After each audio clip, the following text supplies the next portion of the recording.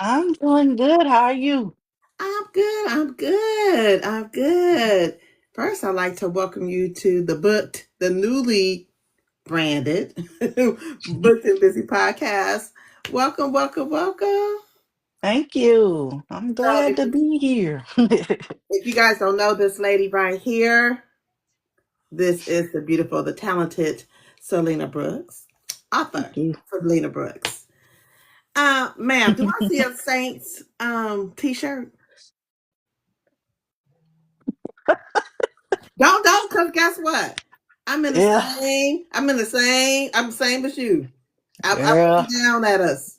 it's I'm it's saying, it's been treacherous already. listen, it's ridiculous. Like that whole front office needs to go. Something need to happen. Something.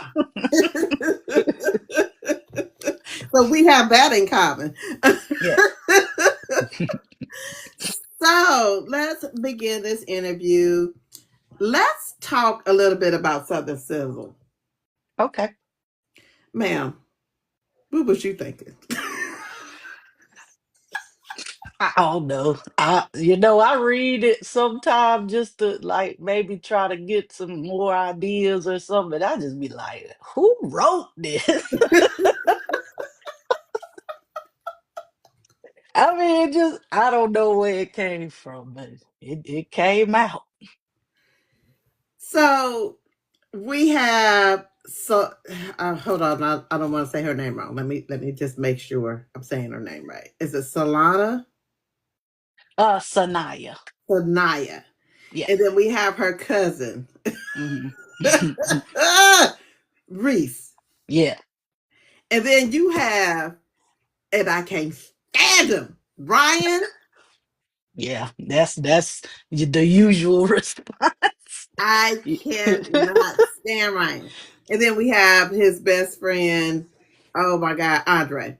Right, right. Hmm. And then we got the football player. Yeah, he come in a little later. So let's talk about the tropes, if that's okay. Okay. So we have a young lady who's been under the thumb of her mother. Obviously, she's biracial. Hmm. Um, and she's trying to strike it while it's hot. You know, she's has this passion of cooking and she wants to go work for a restaurant. Hmm. Hmm. Is that something you know? It I wouldn't say it came from me. It kind of came from my mom because my mom loves to cook, and she loves to cook a lot of Creole things. That's the Mhm. culture down here where we live at.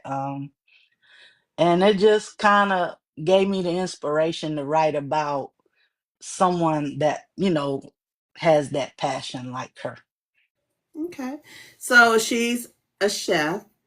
Hmm. Um, and then you have Ryan who's she's supposed to be working for, but he's trying to blur the lines. Right. I I have a question because I'm not done with the book. I have 100 more pages to go, and I Hmm. don't know if you can answer this for me. Okay. Does he take accountability in his downfall? Let me think about this. I feel like his story comes to an end without redemption. I'll say that. Okay. I mean, he's kind of like the person that does not think that the way he is bad. I'll just Mhm. put it like that. Okay. Okay. That's all I need to know because I don't want to spoil it for anybody else. Is I don't want to know. Never mind. um, Andre and Reese, they were friends first, Hmm. and like she feared it would end badly that she would cheat, and she did. She got Hmm. caught up. Yeah. Uh, does anybody out of this foursome take responsibility? You know, I think You don't have to it. tell me who, but just Okay, it, you don't I have to tell me think who. But does one anybody?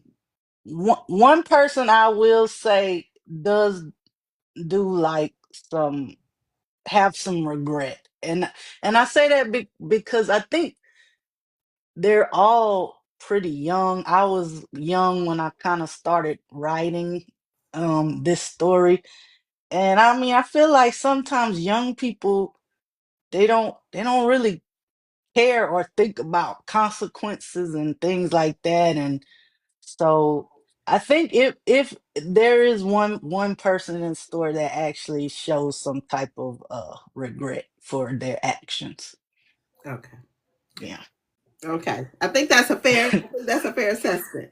Hmm. Um, as far as I know. Um, because everybody crosses the line. Oh yeah. Yeah. That Everybody was crosses the line. And the innocent person about this is Adriana. She the only innocent person. the baby. Yeah. She don't have nothing to do with it. She's just a product of it. So yeah. All right. Why was it important for you to tell the story? Yeah, I think what my intentions were was to, write a story that kind of reflects the things I have seen and experienced growing up on the Gulf Coast. Because a lot of the times being from Mississippi, I don't see Gulf Coast stories. I see the slave stories, the civil rights stories, the sad stories, the racism. So I was like, I want to write something that's just about, people of color living their lives without all the sadness. I mean, maybe that's kind of naive because things do happen, but I don't know. I just wanted to, I think what you it know. is there's more to the South than slavery Mhm. and Creole food. It's people. It's actual people. Mhm. Um, I think that even though it's urban romance, street lit, Miss Jazzy does a great job with showing New Orleans. Mhm. I got a chance to kind of see the Alabamian Atlanta version of it, even though there's a lot of stories about Atlanta. Mhm. But I want to see more. I did notice I wasn't sure, but I didn't know if you knew there's a follow-up. It's kind I of like thought the I, spin-off. I Okay. ain't got it Yeah. yet. I ain't got to Okay. it yet. Okay. I just wanted to make sure because I mean it is kind of a, I wouldn't say it's a continuation, but just kind of a spin-off type of story. Okay. Yeah. What made you want to be an author? I think just because I've always loved reading. Um I mean, from the time I could read, I was always in the library. I loved the book fairs and all that stuff. And I think it just me starting to read the books that my mom read, which were, the old school like black romances, Terry McMillan and all that kind of stuff. And I was like, oh, I mean, that seemed like something I would want to do to write from, my own perspective about things. With the current political climate and the banning of books, are you Hmm. concerned? Because you do live in a red state. Right. I mean, it's always some shenanigans when you live in a red state. So I don't like that. I think that people should be able to tell the stories that they want to tell and then not be censored. But I mean, I know that if it came down to that happening in my book, I would. I would go out of the way to try to figure out how to stop it. I think that any author who's being threatened by that shouldn't just accept it. Okay. I I have concerns just for Black voices, Mhm. especially for those that live in red states. Um, but I was curious because I know that you do live in a red state. Mhm. Um, that I wanted to know your feelings about how it affects you and those in your community who do love to read. Like, it's hard to find Yeah. books. They're not Mhm. on shelves. If you do decide you want to open up a bookstore, they want to come and burn it down. Yeah. Um, so that was the reason for my question. Is I'm always Mhm. curious to find out. Are we going to see more books from you? Because, ma'am, you have a Oh. gift.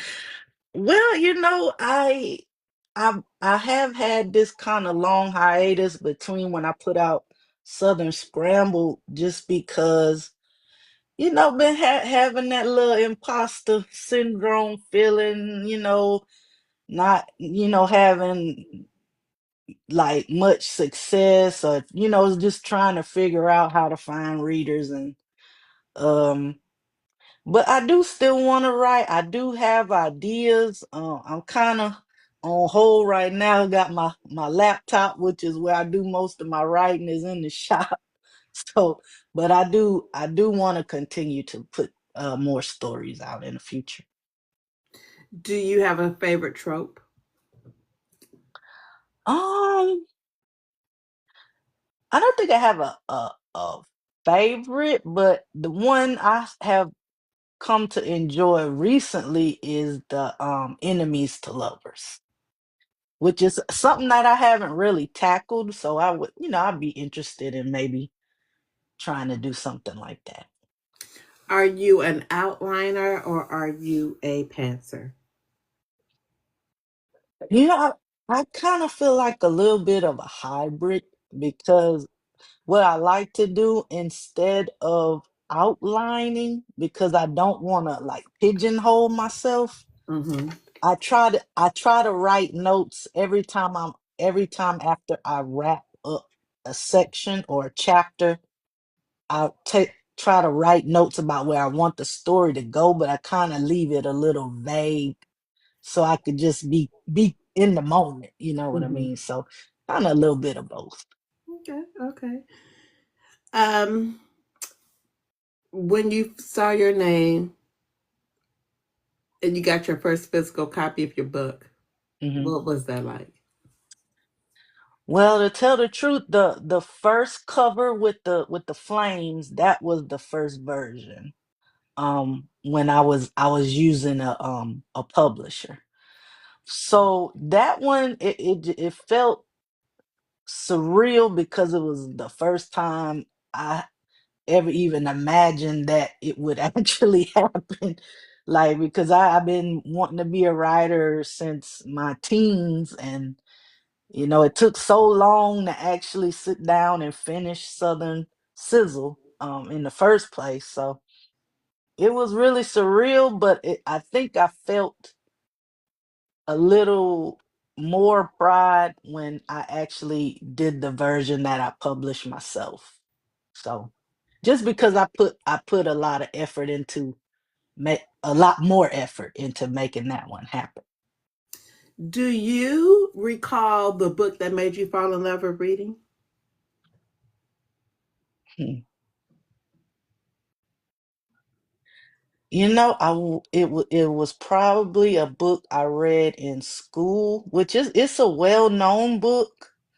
But it was just so unique to me, and it was The Giver. What was that? I can't recall the author's name, but it was like a kind of a futuristic story about Mm-hmm. you know um some like students who were at the time like probably like my same age. Mm-hmm. um and it just shows how they're, being controlled by, the, whether you want to call it the government or society or what have you. But it was just something I had never read before, and it really caught my attention. Okay. Hmm. Mine was Are You There, God? It's Me, Margaret. And Okay. I don't know. Judy Blume had me. I bust, baby. I remember. I bust. I bust. I bust. Listen. And I did that same foolishness thinking I was going to increase my bust. Don't judge. Yeah, um, do you read in the same genre in which you write? I do, but I do like to read other things. I recently kind of got into psychological thrillers, which was something that I didn't really read in the past. But if I would have to say, romance type stories are usually my go-to. Okay. Um, which character do you identify best with in your book, Southern Sizzle? Um, I probably would say Sanaya, and mostly because a lot of her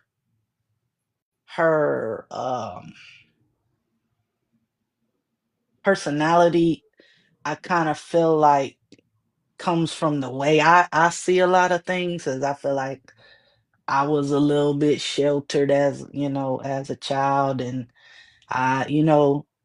sometimes I'm a little naive about things like, being a little country bumpkin, don't have much street smarts. So But I would is it say a that. country bumpkin? You're just used to different streets. That's my. I mean, I don't know if that's the right term, because I feel like the street smarts thing comes more from maybe how you're raised or who you're raised around. So it maybe not a country thing, but more just like your own personal experience, I guess. Mm-hmm. So I was raised partially in Arkansas. Hmm. Um, and I remember my grandparents had a farm, and the road was red. It was red dirt. What is that? Hmm. Red clay dirt. Yeah. I remember never having on any shoes, Hmm. taking me out of my city ways, and just running with the pigs. I mean, not running with the pigs, but running with the cows, trying to scare them, and riding the horses, watching Yeah. my grandparents plow with the mule. Yeah, I didn't know I was country, huh? Um, Eating my favorite pea was the purple hull pea because that Hmm. was that was very popular and relevant, or well, not relevant, but it was very prominent there. Hmm. Um, and I spent a lot of time in Arkansas till I was 13. I even went to school for a couple of days just to see where my dad went to school. Scared Hmm. out of my mind because I'm used to the city. I'm not used to riding no bus where they come pick you up in front of the house. Um, I wasn't Uh-huh. used to it, but I did get that experience. And so, would I read a good cowboy book or a good Gulf Coast book? Because my mom's from Louisiana. Hmm. It it satisfies my soul. So I love to see more. Right. I Okay. love to see more because you're right. You don't see a lot of it unless it's out of a big city. Hmm. Yeah. If it's not New Orleans, it's Atlanta. If it's and I know Atlanta's not Gulf Coast, but you don't see a lot of stories from Alabama. You don't see a lot of Yeah. the Carolinas. You don't see anything from Mississippi for sure. Hmm. I Right. really didn't know anything about Mississippi other than Jackson State Hmm. and David Banner.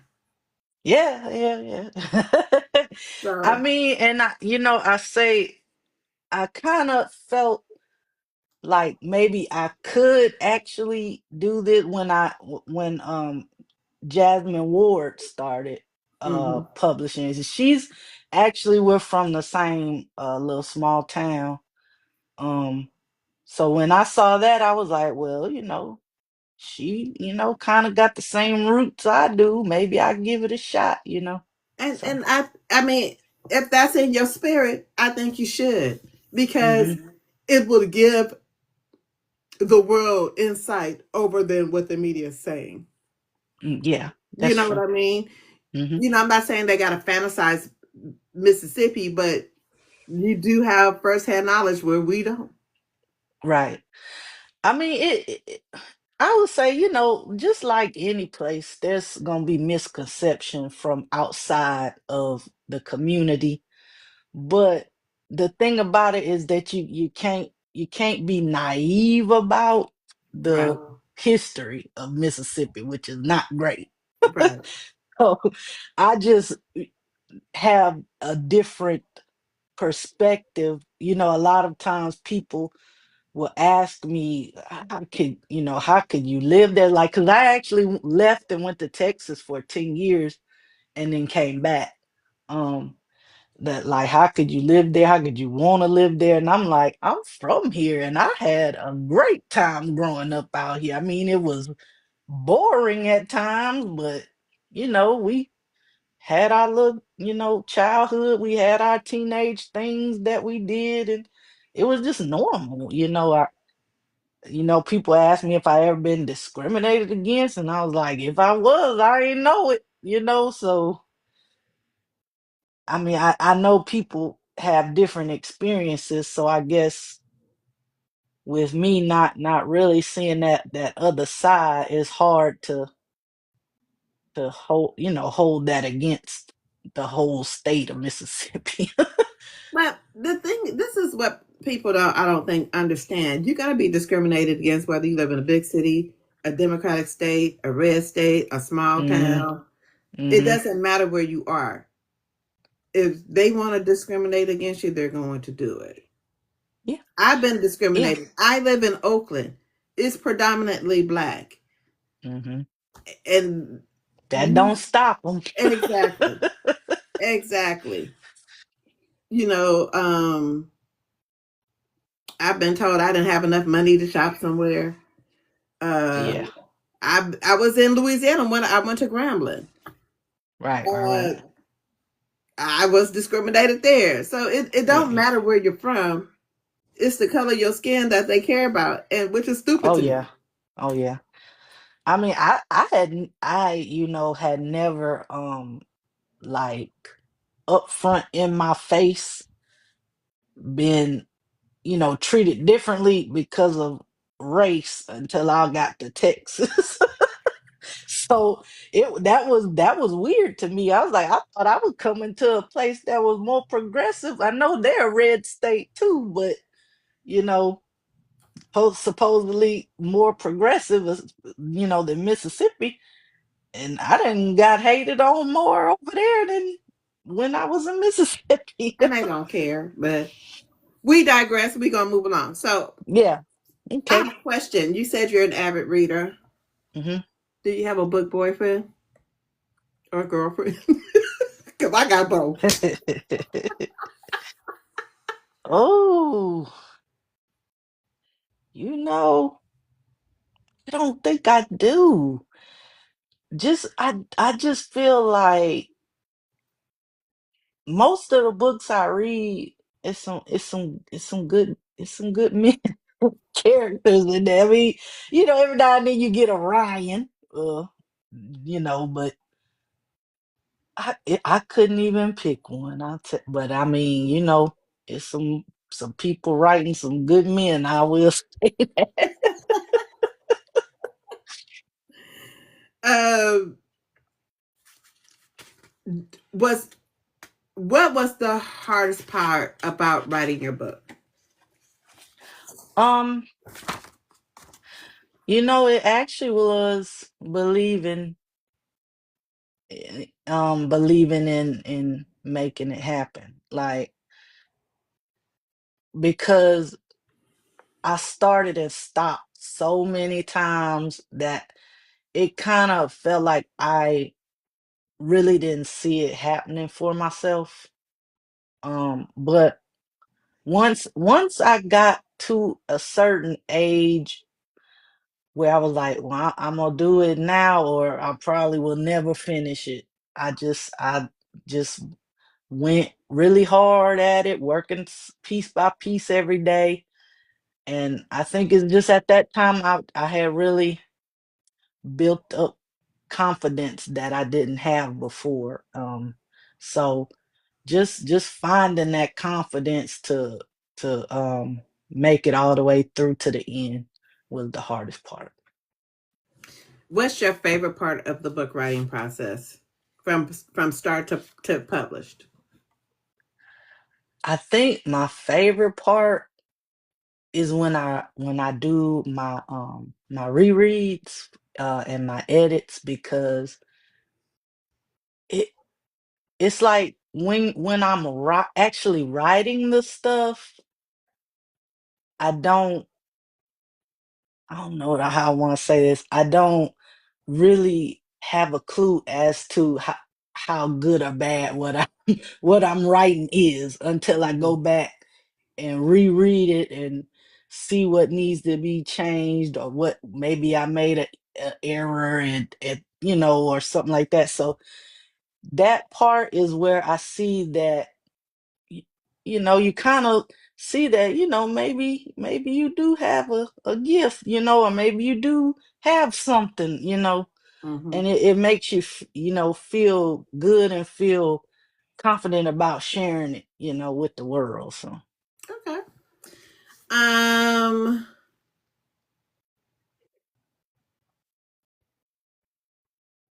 if you could collaborate with any author, would you, and who would it be? of course I would. I mean, that you never know what'll come out of putting two minds together. So I True. would. But you know I'm not quite sure. It's a few different authors that I really like. Um, but I don't know, maybe Kennedy Ryan. I really am into her right now. So if that I ever had that opportunity, I'm taking that. Who wouldn't jump on it? I mean, there ain't no question on that. Who wouldn't jump on that? Um,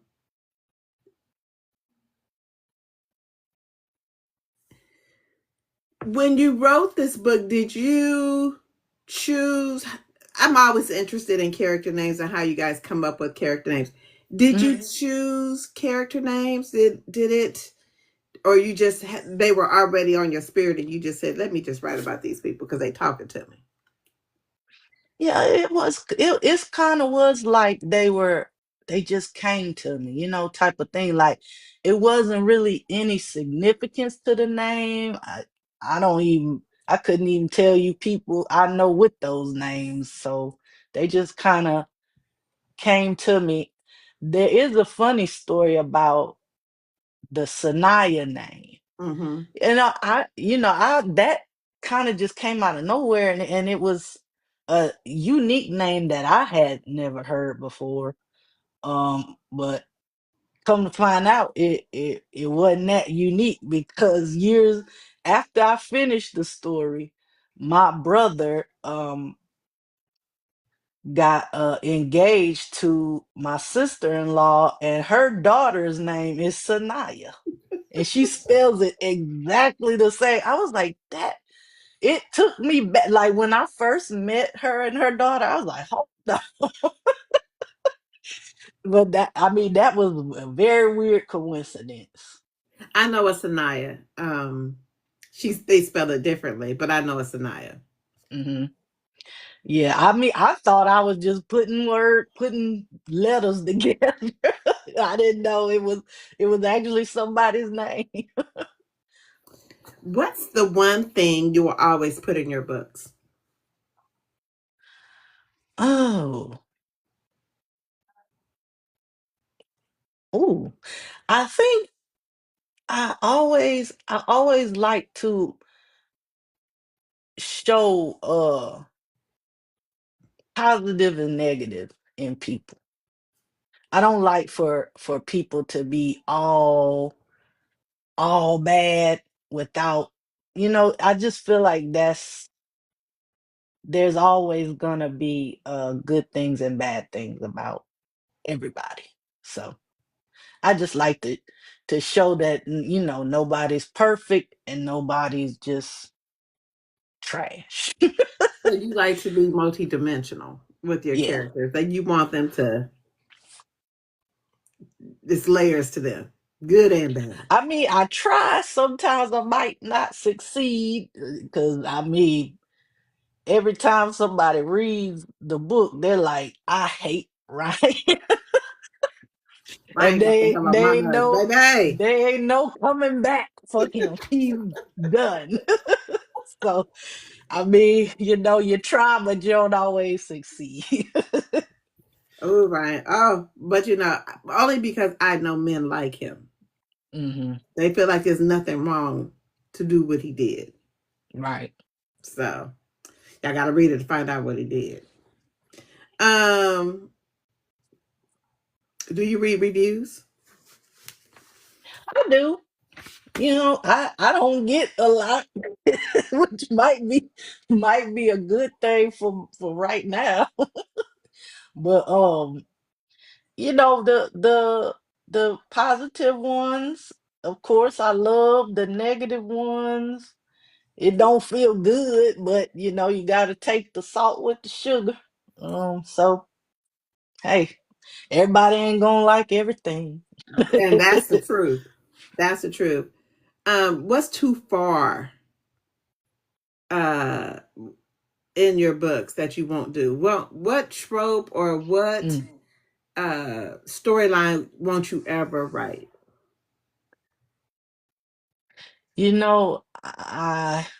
I don't know if I won't ever, because it may just be um something that I need in the story, but I never really like the dominating type of stuff. I guess it is just because it wouldn't be something I would be into, but I know people out there love it too. I just don't know if I would write that because I don't know enough about it. You know what I mean? What's the misconception that you want people to understand when writing the book? What does everybody misconceive that, because everybody thinks they can write a book. Everybody thinks it's easy. What's the Yeah. misconception that you want to dispel? Um, you know, I would say that most of like the authors that I know, they're indie authors like me. And I think that people think that being a good writer is just a gift that you don't have to hone. Mm-hmm. And I tell people all the time, like, you can be a storyteller, but that doesn't mean you're a good writer, you Ooh, know. preach your word. Um and I mean, I think for the most part, most indie authors, traditional authors that I read, they do their due diligence on making sure they present the book as well as possible. But um you know punctuation, grammar, uh you know um having a good background in English and literature, and like the tropes, and the literary devices that you can use to convey different things. I mean, it's you don't have to know about those things, but I feel like it helps. It Oh, helps to craft your and make your story well rounded, I guess I would say. okay. Hmm. Um,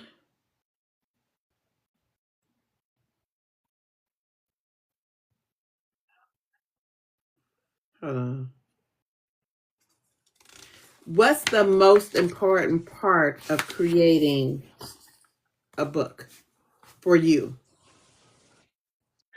um the most important thing to me is consistency, and I say that because I I try my hardest. I probably don't get everything right, but I try my hardest to make sure that things in my story make sense. I don't want, somebody's name to change halfway through the book and I didn't realize, it, like things like that are mostly avoidable, but you really got to not be paying attention. But I mean, just little things that a reader, gonna be like, huh, like I don't want them to have that type of experience when they reading my stuff. Okay. Um, let's ask a couple of questions about you. Oh, okay. Um, Describe yourself in one word. Nerd.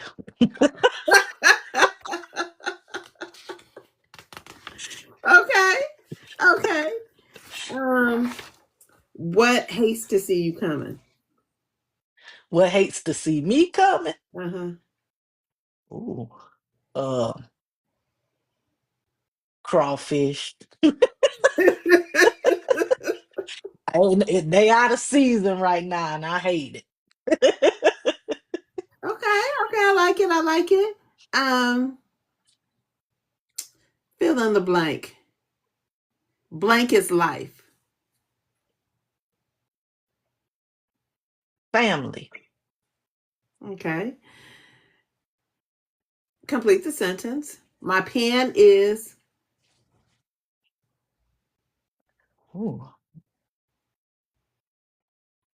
uh, I would say my pride. okay. Okay, I like that answer. I like that answer. Um, let's see. Let's see. Let's make sure I got this.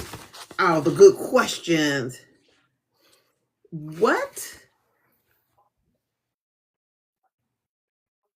is the best ingredient for a good character? I think the best ingredient is that they have a true self that they maintain throughout the story. They don't change. If they're so you're saying if they're kind of sassy in the beginning, that they're still a little sassy at the end. Yeah, I Is mean, that what you mean? a lot of people grow, as we go from day to day, you grow, you learn things. So people do change, but I don't think that who they are changes that much.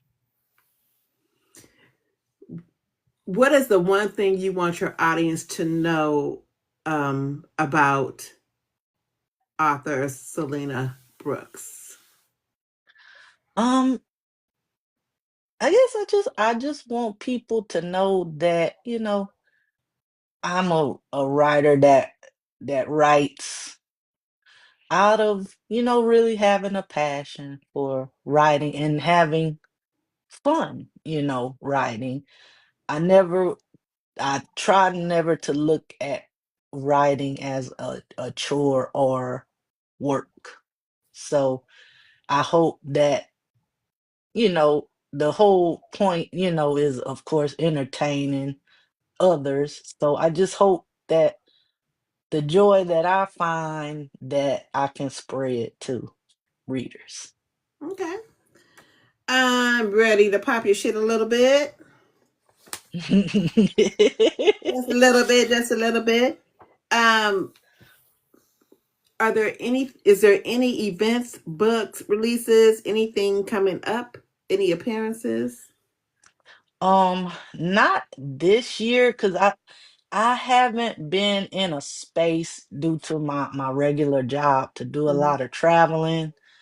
I want to, and if I do decide to, do some events, probably next year, I always, try to put it out there, let people know.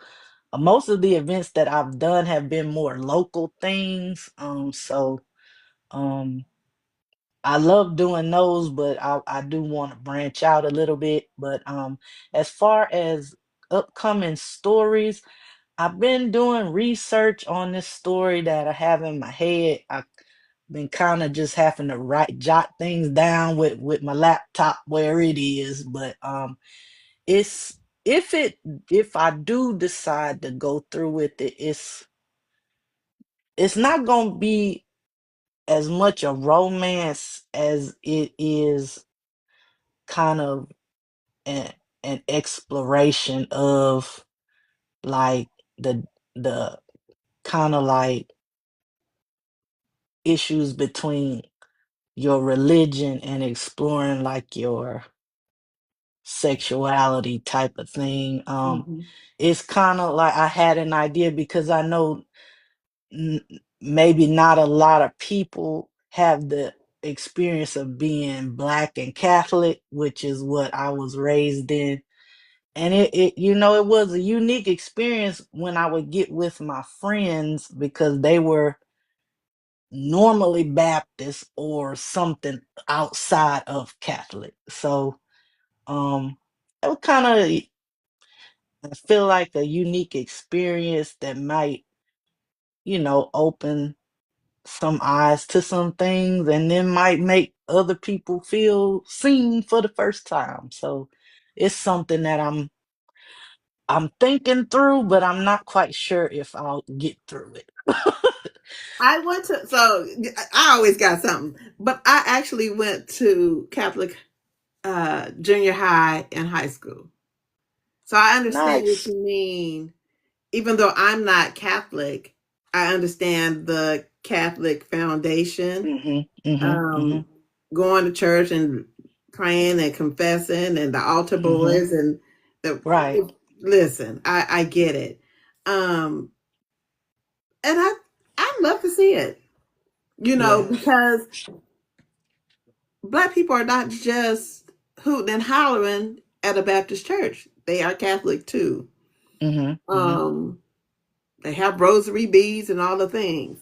And you Oh do yeah. live in an area in which a lot of black people are more Catholic Right. Right. than they are across, the United States. Yeah.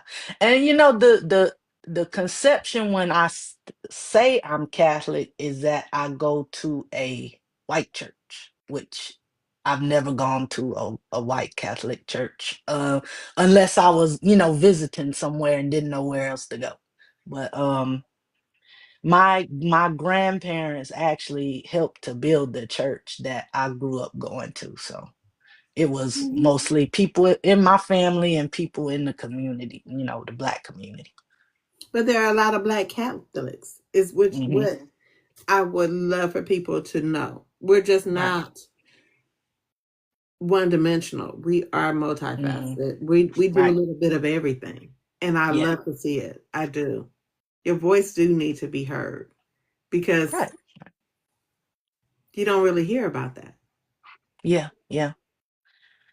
And people don't really know about like, the stages that you go through, Hmm. um, you know, and what they mean and what they're supposed to mean, but a lot of people don't take it seriously. So I think if I can get it together, I hope that I can present it well. But I think it would be something people would be interested in.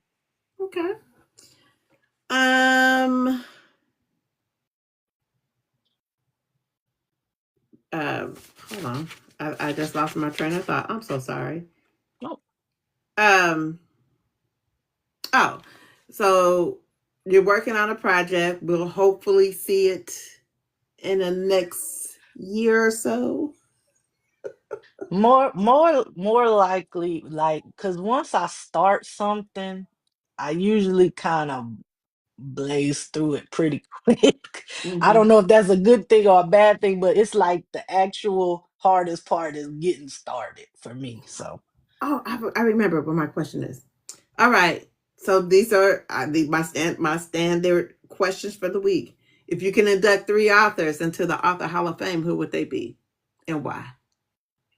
mm, well, I would say Toni Morrison, just because, I grew up reading her books for school things, but I just really liked the way that she put a story together. And so, and she kind of was an inspiration for my writing. Um I mean, of course hers is more literary, but I like a lot of the things she would talk about, kind of inspired me. Um who else? If we're talking about current, It I've doesn't matter. been okay. I really like S.A. Cosby. Mm-hmm. Um, I feel like he is like one of the few authors, like I feel like I'm watching a movie when I read his stuff. You too? Okay. Yeah. And I never experienced that before with a book. It's always like you could see images, but with him, it's like I'm watching a movie on TV. So I just think he's excellent at description. And last, huh?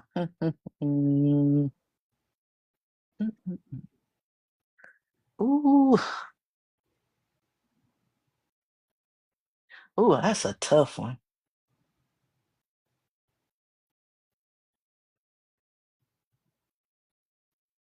I can't. Ooh. That last will always be where Ah. people at. Ooh. I mean, I guess I would. I don't want to go with the safe answer because I read. I like to try to read a lot of different things. But okay, I just say it. Kennedy Ryan because she is the only author that has ever made me cry reading a book. I Okay. just feel like that's you got something if you could make me do that. Listen, now I'm a crybaby just because I'm a crybaby, but the first book, what was it? What's the name of the book? Oh God, I can't think of it. And I know it's somewhere here. Where is she? Before I let go. Hmm. That Read it. whole thing had me crying. Yeah. I think that's the first book of hers I read. And then I was like, oh yeah, I'm hooked. But it was Long Shot. I read Long Shot thinking, this is just a little, sports romance. I was like, what the hell am I reading? So it caught me off guard, but yeah, that was the one. Now, if you can invite five authors that are alive to dinner, who would they be? That are alive. Dead or alive? Dead or alive? Oh, dead or alive. Okay. Um, because I would say um Toni Morrison again. Mm-hmm. Um I like Tia Williams. Okay. Um she's kind of like the same as like Kennedy Ryan to me. They Mm-hmm. they were they kind of on the same level for me. Um, oh, I'll say S.A. Cosby. Mm-hmm.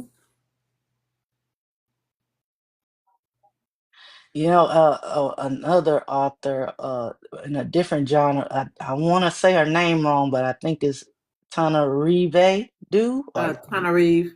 Tana Tana Reeve. Reeve. Okay, Do. yeah, Mm-hmm. I like her. Mm-hmm. Um, hmm, did I say is that four? Mm-hmm. Okay, the last one again. Ooh, mm, maybe throwback Terry McMillan. Okay. Hmm. Okay. I like that. I like that list. Yeah. I like that list.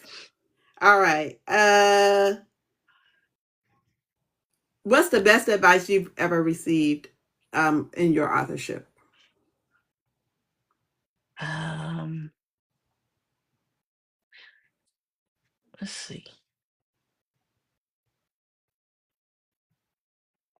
I probably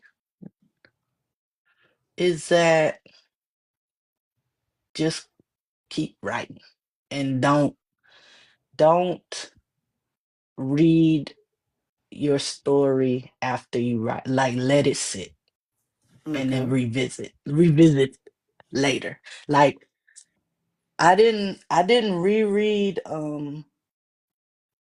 Southern Sizzle um unless I had stopped for a long time, and then I will reread to kind of get back into it. But I don't like to reread something right after I wrote it because I feel like I will change my mind or too hastily. So I don't like doing it. Okay. What advice would you give authors who want to write or is currently writing? Um, my best advice is to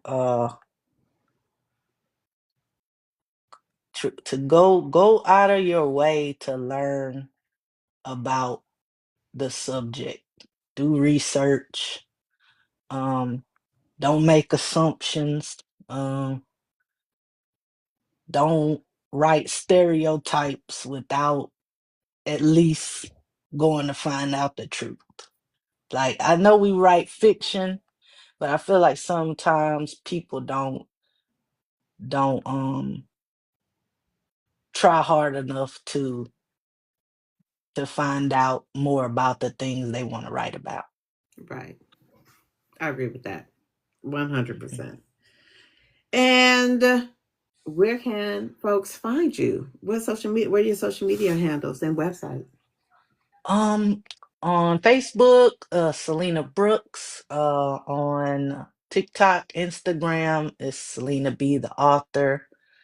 I'm not on X, Twitter. I don't really use that. But Instagram and TikTok is mostly what I use. Not a big into Facebook anymore, but other than that, yeah, that's Okay. it. No website? I don't have a website. I've been going back and forth with myself about setting that up. I know I need one, so I once I'm Especially once in this I'm climate that we're in. yeah, especially you're right, but if I ever do get it together, I'm gonna have it out there for people to find. Okay. Yeah. Make sure you get that done. Hmm. All right. So let me pop my shit real quick. We let me just make sure. Okay. So next week on the Booked and Busy podcast, we have two special guests. On Saturday, we have author Lady Royce, aka Monique Palmer. I think I can't remember what her author name is, but I'll have it available when I do the flyer. And on Sunday, we have author Ocean Waters, and I will also have what books are available in her catalog. So just in case you want to read something out of their catalog, you're more than welcome to do so. Interview times are 10 a.m. Pacific time, 12 p.m. Central Standard Time, and 1 p.m. Eastern Time. The second thing is the events that I'll be attending this year. I will be attending Chicago, the Boozy Book Tour Chicago. I will be there podcasting live. So authors, I'm coming for you. We go talk. um, so that is October 17th and 18th that I'll be in Chicago. Actually, I'll be the 16th through the 20th. Yes. So I'll be at Boozy Book Tour coming up. Also, my next event after that is Boozy Book Tour Las Vegas. I'll be podcasting live. Okay.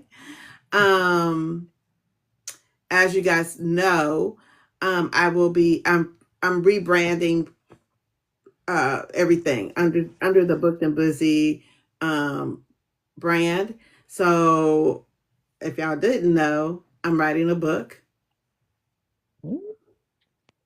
Mm-hmm. It's going. That's all I can tell you. So my pen name is Nicole B. Busy. So you guys follow for more information on Nicole B. Busy. Napa. Oh, also I'll be hosting the Cali author and book takeover in Southern California, which is in Los Angeles.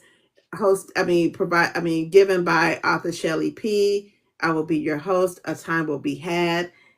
Whatever y'all see going on, mind your business. Just make sure y'all keep that where it's at.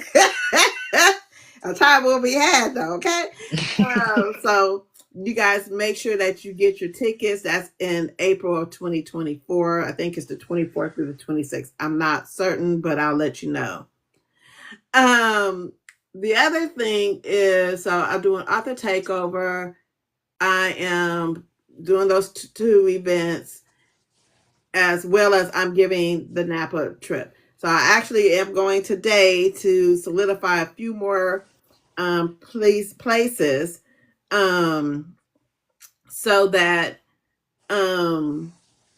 I can get the registration out to you guys immediately. Okay. This is going to be a little expensive. I'm just warning you now. But a time is going to be had here in Napa, California.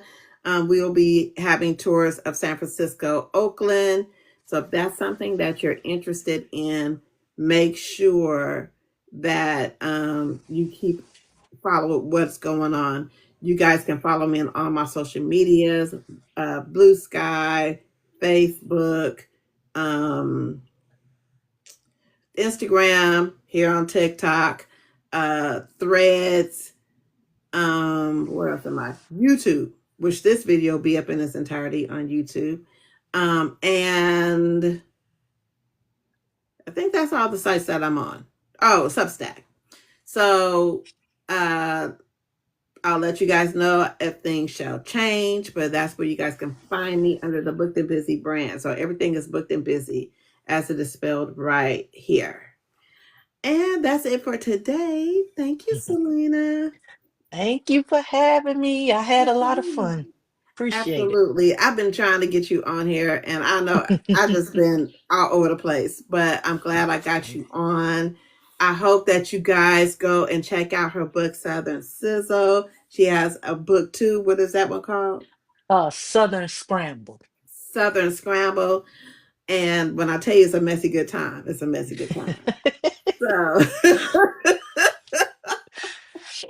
you I guys, co-sign that. you guys have a wonderful day. I hope you're blessed in your day. Get ready for the week. We'll be back on Monday. I'll be popping into Coco, Pit Bulls, and Spicy Books and reading Is My Therapy's Lives. They hold a live every weekday. So you'll see me on there. Make sure that you check us out for next week. um, for my interviews. And I'll see you guys next week. Hi, have a good Bye, y'all, and Sunday. happy reading.